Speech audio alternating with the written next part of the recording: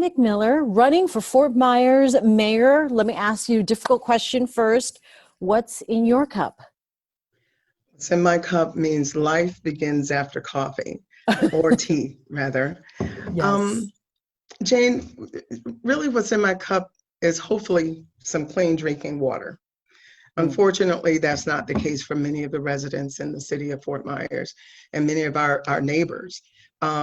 We have brown water that's coming out of the faucets of many of our neighbors, and also we're dealing with a lot of the toxic sludge runoff that's in some of the neighborhoods. Mhm. So it's affecting all of us. I wish that it was, I wish I did have some clean drinking water in here, but make sure that it's safe for everyone. So speaking of if it's going to be safe for everyone, what is the first line of duty then if you become mayor of Fort Myers? Um, I've worked for the city, or actually for the NAACP, um, for several years. I volunteered rather for the NAACP. And most of all, I've had a chance to see some of the people that have come in and discussed with some of our elderly, with some of our young people who are gone off to college and come back to visit. And one of the things is that we need a law enforcement community that we can be proud of and that we can trust.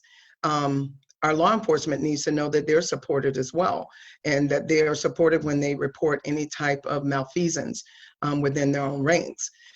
We also need law enforcement that protects us all as well. We need law enforcement that is going to make us feel safe. So that's the city's priority. At least it should be the city's priority, and that's what I'm going to work on. What should voters know about you? Know about me that I am very family oriented. I was raised here in Fort Myers. I graduated from Cypress Lake High School. Mhm. Go Panthers. Go Panthers, yeah. I and I have a commitment here to Fort Myers. Been here since I was approximately 4 years old. And my commitment is very deep, and it's very deep rooted. I have a history of running a business. I've been a CEO. I've also worked from a grassroots level with our people here in Fort Myers, my own neighbors, my neighbors in the city and the county, all over. So I've had that experience, and I'm so family oriented, and I consider that the city of Fort Myers is my family. See, I believe that about you, but what would surprise me? What would surprise voters about you? I am an avid fisherman or What? fisherwoman. I love to fish. That's My great. grandchildren are my angels, and they love to fish. And believe it or not, we play croquet. We Hmm. have a pretty large yard, and so we set the sticks out and everything. They pick their own colors, and we enjoy playing croquet.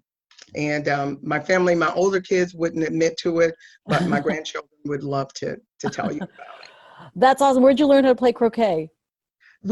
I bought a set. And my Okay. grandchildren were really, really younger, and we practiced. And I bought another set previously from that when with my own children. So we kind of grew up playing it. That's So it's great. a Got little to bit bring out it of the out. norm, you know. I thought maybe you did a semester overseas or something and learned how to Oh, play. I would have loved to have done it. Absolutely. And what do you like to fish for? Anything that I can get my hook wet Okay. for. So if it bites, I fish. I love saltwater fishing more so Okay. than freshwater fishing, but it is the best way to calm. Many of the positions I've had, like as the official stenographer in Collier County, I was appointed official there, and I did that for 16 years. I kept a reeling rod in the trunk of my car, and that was my way of winding down for the day before I came home with my kids. Wow. You Yeah. decided to enter the race here for mayor, not late, but were you thinking about this for a while? What made you come to the decision to run for mayor? I had, I thought about it. I had to meet with my family because that decision is just not on me. That is on my family as well. So we had a family meeting. We had 2 family meetings. And so I kind of ran it by my cousins, my sister, she came down from Orlando, my brothers, and my mom and my dad, and my kids and grandchildren. They had a say in it as well.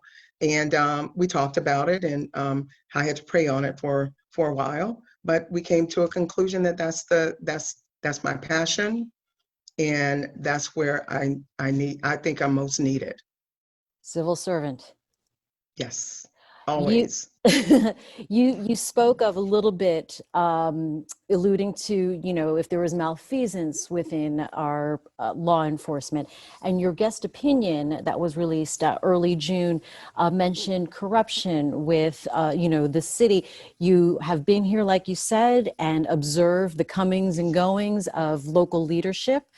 What has gone? I feel like there's a turning point. Do you like?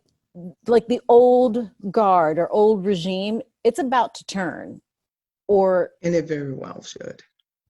what are your observations? What do you think about the growth of Fort Myers and local leadership? There's a time where we need to think outside of the box. We have a lot of people that have been leading for years, and many of them have their own way of thinking. I'm not a politician. And when I sit here and I see many of my neighbors, um, at city council begging for certain resources, and just something as simple as wearing a mask to protect their elderly parents, to protect their children, to protect the teachers. I consider the teachers our first line here. And something so simple, we need to start thinking about the community. We need to start thinking about the people and move away from the politics and bring back that way of thinking properly and thinking right. Very good. Jacquelyn McMiller, thank you. It was so nice chatting with you and getting to know you in a little bit more of a casual setting. I hope that's Thank you. decaf because it's 7 p.m. now.